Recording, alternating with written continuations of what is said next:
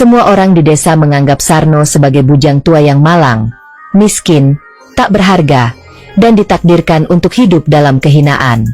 Namun, tak ada yang tahu bahwa suatu malam, dalam kesunyian hutan terlarang, ia bertemu dengan seorang wanita misterius yang mengubah segalanya. Siapa sebenarnya wanita itu? Dan bagaimana mungkin seorang pria yang dihina seumur hidupnya bisa bangkit menjadi seseorang yang dihormati atau ditakuti?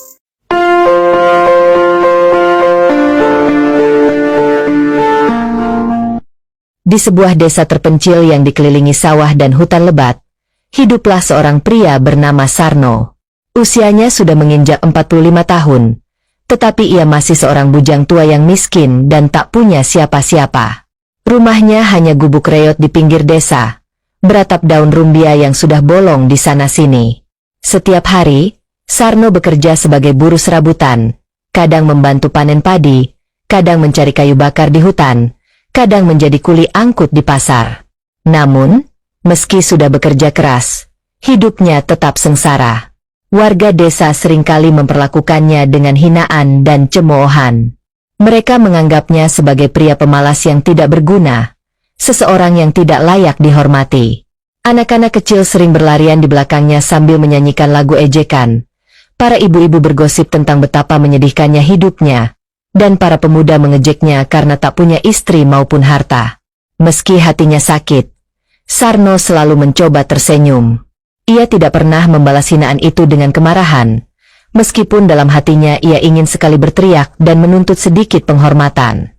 Namun, ia sadar bahwa dalam kehidupan ini, orang miskin selalu dipandang rendah. Seringkali, saat bekerja di sawah orang lain, ia dipaksa bekerja lebih berat dari yang lain, tetapi upah yang diterima lebih sedikit. Jika ia mengeluh, majikan hanya tertawa sinis dan berkata bahwa Sarno harus bersyukur masih diberi kerja. Bahkan, ketika ia meminta hutang beras di warung, pemilik warung dengan kasar mengusirnya, seolah Sarno adalah kutukan yang membawa kesialan. Di malam-malam yang sunyi, ia duduk di depan gubuknya, menatap bulan yang menggantung di langit, bertanya-tanya apakah hidupnya akan selalu begini sampai ajal menjemput. Suatu malam, hujan turun deras membasahi desa. Sarno duduk di sudut gubuknya yang bocor, memeluk lututnya yang mulai menggigil kedinginan. Ia menatap dinding bambu yang mulai rapuh dan lantai tanah yang dingin, lalu menghela napas panjang. Hatinya terasa sesak. Apakah aku memang ditakdirkan untuk hidup seperti ini? Gumamnya pelan. Air mata yang selama ini ia tahan akhirnya jatuh juga. Ia merasa lelah. Lelah menjadi bahan ejekan, lelah hidup tanpa harapan. Ia lalu menengadahkan tangan ke langit, berdoa dengan suara lirih. Tuhan, jika memang aku ditakdirkan miskin, setidaknya berikan aku sedikit kebahagiaan. Jika aku harus hidup sendiri, tolong jangan biarkan aku hidup dalam hinaan selamanya. Malam itu, angin bertiup lebih kencang dari biasanya. Pepohonan di sekitar gubuknya bergoyang keras, seakan alam mendengar jeritan hatinya. Di kejauhan, terdengar suara aneh, seperti desisan panjang yang berbaur dengan suara hujan. Sarno mengusap air matanya dan menatap ke arah hutan yang gelap. Entah mengapa, ada perasaan aneh yang menyelinap ke dalam hatinya, seakan ada sesuatu yang akan mengubah hidupnya selamanya. Namun, ia tak tahu apakah perubahan itu akan membawa kebahagiaan atau justru semakin menjerumuskannya ke dalam kesengsaraan yang lebih dalam. Pagi itu, setelah hujan deras semalam, Sarno bangun lebih awal dari biasanya. Tanah masih basah, udara dingin menusuk kulit, dan kabut tipis menyelimuti desa. Perasaannya masih kacau setelah semalam menangis dan berdoa kepada Tuhan. Namun, hidup harus terus berjalan. Ia mengambil golok tua dan keranjang rotan, lalu melangkah menuju hutan untuk mencari kayu bakar. Meskipun desa sudah lama memperingatkan agar tidak masuk terlalu dalam ke hutan, Sarno tidak peduli. Ia butuh lebih banyak kayu agar bisa menjualnya di pasar. Jika tidak bekerja, ia tidak akan makan. Lagi pula, bagi orang seperti dirinya, ketakutan terhadap hutan bukanlah sesuatu yang penting dibandingkan ketakutan akan kelaparan. Langkah Sarno semakin jauh memasuki hutan. Semakin dalam ia melangkah, semakin sunyi suasana di sekelilingnya. Burung-burung berhenti berkicau, dan hanya terdengar suara dedaunan yang berguguran serta ranting yang patah di bawah kakinya.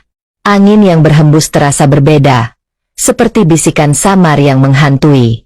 Namun, Sarno tetap berjalan. Ia tidak ingin pulang dengan tangan kosong. Saat melewati sungai kecil yang jernih, tiba-tiba ia mendengar suara lirih, seperti seseorang yang mengerang kesakitan. Awalnya, ia mengira itu hanya suara binatang, tetapi suara itu semakin jelas. Sarno mengikuti suara itu dan menemukan seorang wanita tergeletak di dekat akar pohon besar.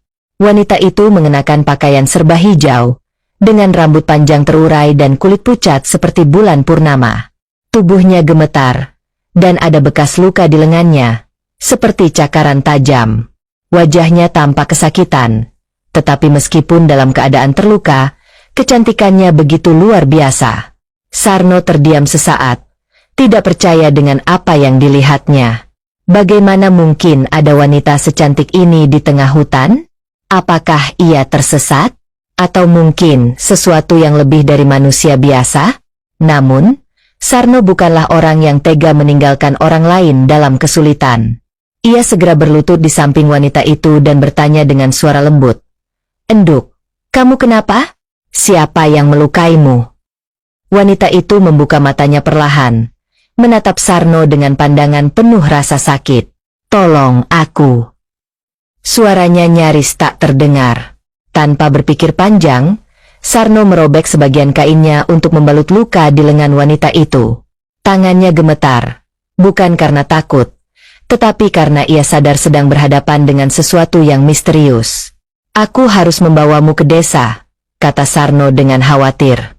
Namun, wanita itu menggeleng pelan. "Ja, aku tidak bisa ke desa. Tolong bawa aku ke tempat yang aman." Suaranya lemah, tetapi penuh permohonan. Sarno bingung, tetapi ia tidak tega membiarkannya di sana. Dengan hati-hati, ia menggendong wanita itu di punggungnya, meskipun tubuhnya sendiri terasa lelah. Hanya Tuhan yang tahu siapa sebenarnya wanita ini. Namun, entah kenapa, dalam hatinya ada perasaan bahwa pertemuan ini akan mengubah hidupnya selamanya. Sarno membawa wanita itu ke sebuah gubuk kecil di tepi sungai, tempat ia biasa beristirahat saat mencari kayu bakar. Gubuk itu sederhana, hanya beratap daun rumbia dan berdinding bambu, tetapi cukup untuk melindungi mereka dari dinginnya angin hutan. Ia membaringkan wanita itu dengan hati-hati, lalu mengambil air dari sungai untuk membersihkan lukanya. "Siapa namamu, Enduk?" tanya Sarno pelan. Wanita itu membuka matanya yang bening kehijauan, seolah ada sinar lembut yang memancar dari dalamnya. "Namaku Ratna," jawabnya singkat. Suaranya serak namun tetap terdengar anggun. Sarno mengangguk, merasa nama itu sangat cocok dengan kecantikannya yang seperti bunga mekar di pagi hari. Selama beberapa hari, Sarno merawat Ratna dengan penuh kesabaran. Ia mencari dedaunan obat, memasak bubur sederhana, dan menjaga agar wanita itu tetap hangat. Perlahan, luka Ratna mulai sembuh, dan wajahnya kembali berseri. Namun, ada sesuatu yang aneh. Sarno sering menangkap kilatan cahaya hijau di mata Ratna, serta gerakan tubuhnya yang begitu luwes, hampir seperti seekor ular yang melata dengan anggun. Kadang, saat Ratna tertidur, ia mendengar suara desisan halus, seakan ada sesuatu yang berbicara dalam bahasa yang tidak dimengertinya. Hati kecilnya mulai curiga, tetapi ia tidak ingin berprasangka buruk. Baginya, Ratna adalah wanita yang telah Tuhan kirimkan sebagai jawaban atas doa-doanya. Hingga suatu malam, ketika bulan purnama bersinar terang, Sarno terbangun oleh suara gemerisik di luar gubuk. Dengan hati-hati, ia mengintip keluar, dan apa yang dilihatnya membuat tubuhnya membeku. Ratna berdiri di tepi sungai, tetapi tubuhnya berubah. Rambutnya menjuntai seperti sutra, matanya bersinar hijau terang, dan di belakangnya, ekor ular raksasa berkilauan di bawah cahaya bulan. Sarno tersentak, jantungnya berdebar kencang. Ia ingin lari, tetapi kakinya terasa lemas. Ratna menoleh, menyadari bahwa Sarno telah melihat wujud aslinya. Perlahan, ia berjalan mendekat, Tetapi kali ini bukan sebagai wanita biasa, melainkan sebagai makhluk gaib yang memiliki kekuatan luar biasa. Aku bukan manusia, Sarno, ujar Ratna dengan suara yang lembut namun penuh kewibawaan. Aku adalah Ratu Siluman Ular yang menguasai kerajaan di bawah sungai ini. Sarno menelan ludah, tangannya gemetar. Ia merasa harus melarikan diri, tetapi di saat yang sama, ada sesuatu dalam diri Ratna yang membuatnya tetap berdiri di tempatnya. Kenapa kau menyembunyikan ini dariku? Tanyanya, suaranya parau. Ratna tersenyum tipis. Matanya tidak menunjukkan niat jahat. Karena aku ingin melihat ketulusanmu. Dan kau telah membuktikan bahwa hatimu lebih mulia daripada manusia-manusia lain yang hanya melihat dari harta dan rupa. Sarno terdiam. Perasaan campur aduk memenuhi dadanya. Ia tidak tahu apakah harus takut atau percaya. Namun, yang ia tahu, Ratna tidak pernah menyakitinya. Justru, selama beberapa hari ini, ia merasakan kedamaian yang belum pernah ia rasakan sebelumnya. Lalu, apa yang kau inginkan dariku? Tanyanya lirih. Ratna menatapnya dengan lembut, lalu berkata dengan penuh keyakinan, aku ingin kau menjadi suamiku. Aku ingin berbagi kekuasaanku denganmu, mengangkatmu dari kehidupan penuh hinaan, dan menjadikanmu seseorang yang dihormati. Sarno terkejut. Tawaran itu terlalu besar untuk orang seperti dirinya. Namun, di dalam hati kecilnya, ia tahu bahwa inilah kesempatan yang mungkin telah lama ditunggu. Kesempatan untuk mengubah nasibnya selamanya. Sarno terdiam mendengar tawaran Ratna. Ia menatap wanita di hadapannya, yang kini ia ketahui sebagai Ratu Siluman Ular, makhluk yang seharusnya ia takuti. Namun, yang ia rasakan justru ketenangan. Selama ini, ia telah melihat dan merasakan kebaikan Ratna.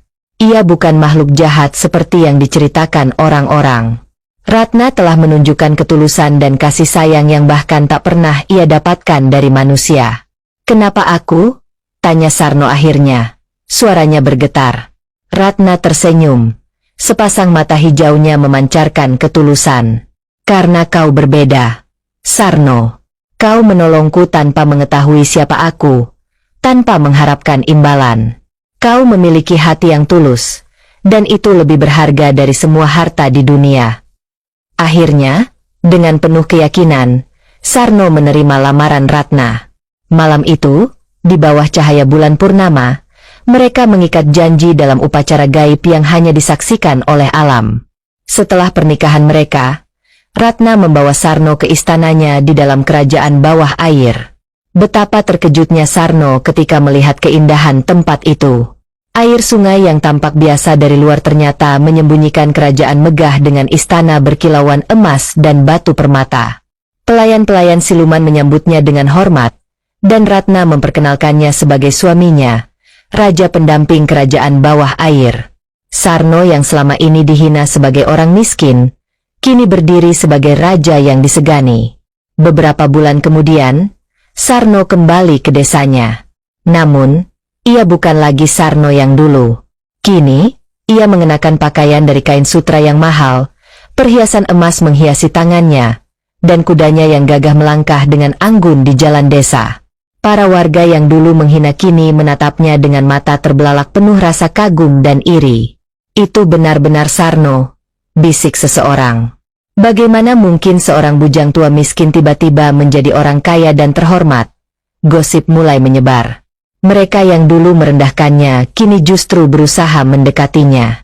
Kepala desa yang dulu mengabaikannya kini menyambutnya dengan penuh hormat, menawarkan jamuan di rumahnya. Para gadis yang dulu menertawakannya kini berusaha menarik perhatiannya. Namun, Sarno tetap rendah hati.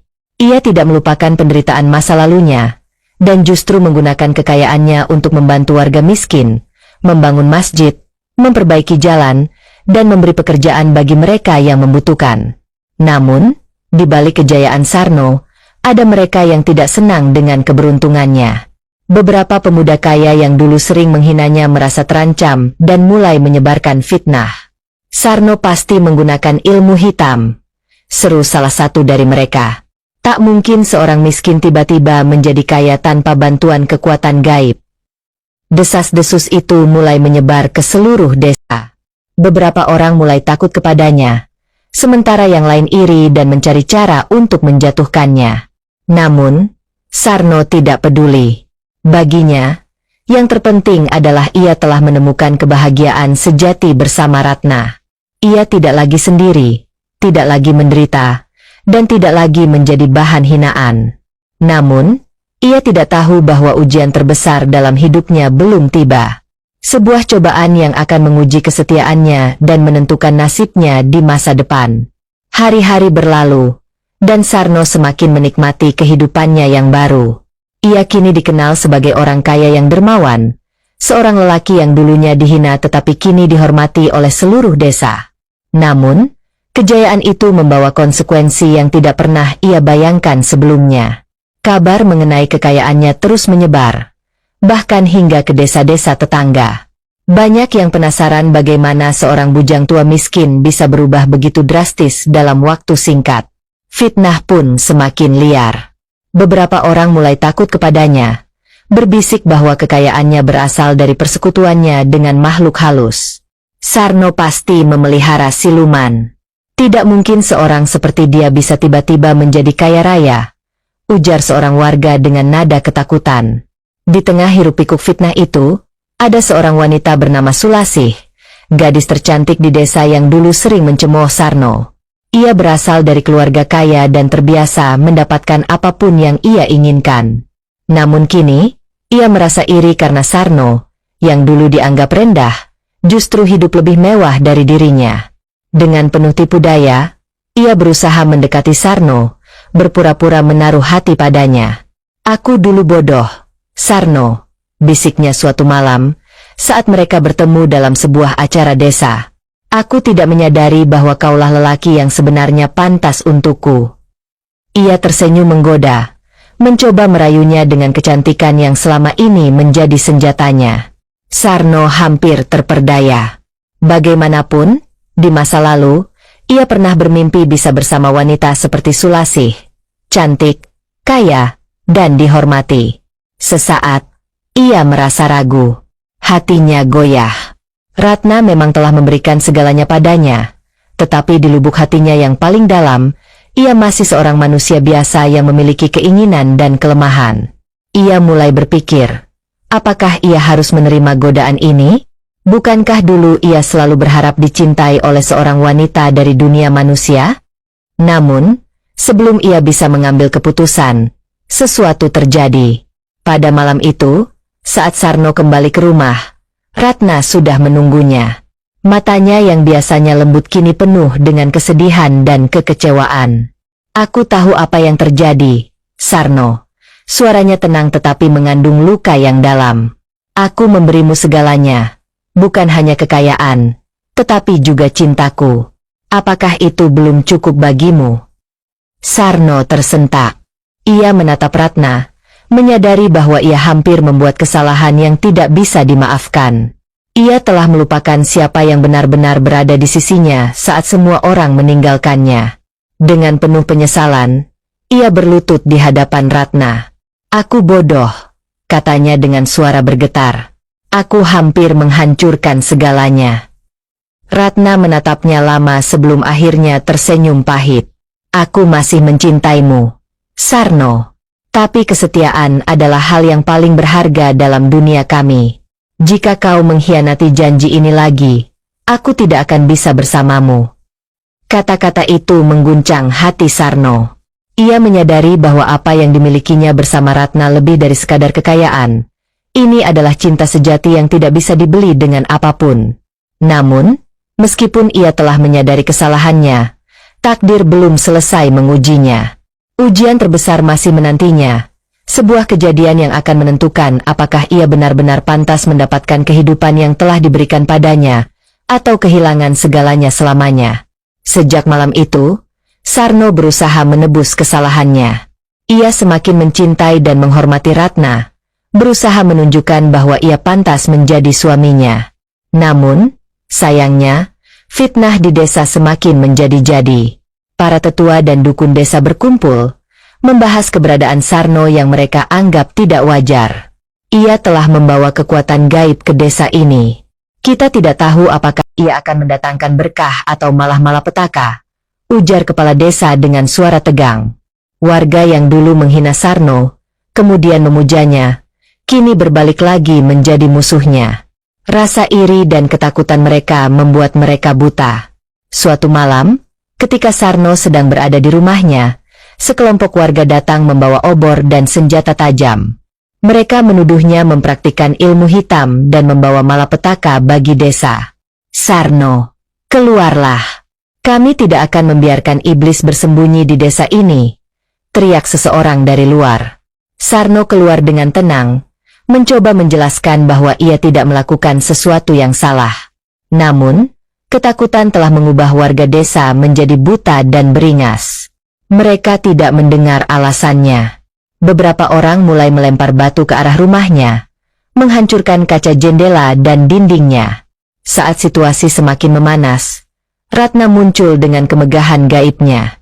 Mata hijaunya bersinar dalam kegelapan, dan tubuhnya melayang di udara. Cukup! Suaranya menggema, membuat semua orang terdiam ketakutan. Aku bukan makhluk jahat, tetapi jika kalian ingin mencelakai suamiku, kalian akan menyesal. Dengan satu kibasan tangannya, angin kencang bertiup, membuat banyak warga jatuh tersungkur. Beberapa dari mereka mulai menangis ketakutan, menyadari bahwa mereka telah menantang kekuatan yang tidak bisa mereka lawan. Namun, alih-alih melawan, Ratna justru memandang Sarno dengan tatapan sedih. Aku telah melindungimu, Sarno. Aku telah memberikan segalanya untukmu. Tapi dunia manusia tidak akan pernah menerimaku. Mereka tidak akan pernah menerimamu selama kau bersamaku, katanya dengan suara bergetar. Air mata mengalir di pipinya. Aku harus pergi. Sarno terkejut. Matanya melebar. Tidak, kau tidak bisa pergi. Aku tidak peduli dengan mereka. Aku hanya ingin bersamamu. Namun, Ratna hanya tersenyum lembut. Aku mencintaimu, Sarno. Tapi dunia kita terlalu berbeda. Jika aku tetap di sini, kau akan selalu menjadi sasaran kebencian mereka. Dengan satu gerakan tangan, Ratna menghilang dalam pusaran angin hijau, meninggalkan Sarno yang berteriak memanggil namanya. Sejak saat itu, Ratna tidak pernah kembali. Sarno yang dulu miskin dan terhina, yang sempat merasakan kejayaan dan kebahagiaan, kini kembali sendiri. Namun, ia tidak lagi peduli pada harta atau penghormatan orang lain. Hatinya telah hancur. Ia memilih meninggalkan desa, mengembara ke tempat yang jauh, berharap suatu hari ia bisa menemukan kembali cintanya yang hilang. Warga desa akhirnya menyadari kesalahan mereka, tetapi semuanya sudah terlambat. Sarno menghilang, dan keberkahan yang pernah melimpah di desa itu ikut pergi bersamanya.